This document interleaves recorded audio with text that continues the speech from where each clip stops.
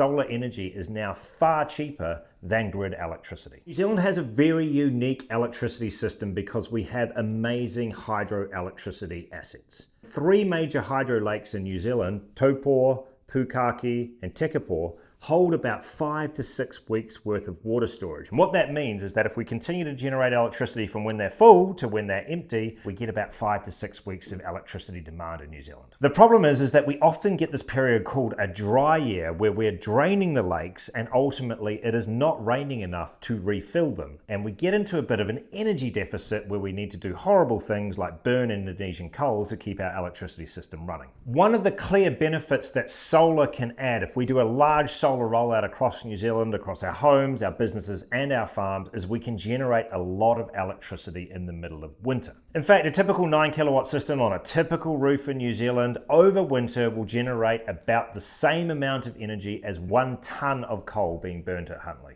And the more solar generation that we do, the longer we can hold on the water for in our dams. In fact, Rewiring did some calculations very recently that would suggest that if 80% of the homes in New Zealand had rooftop solar, it would buy us about another month's worth of energy storage, which is absolutely fantastic for our energy security, means we would burn way less coal, and ultimately we also lower the price of power for everyone.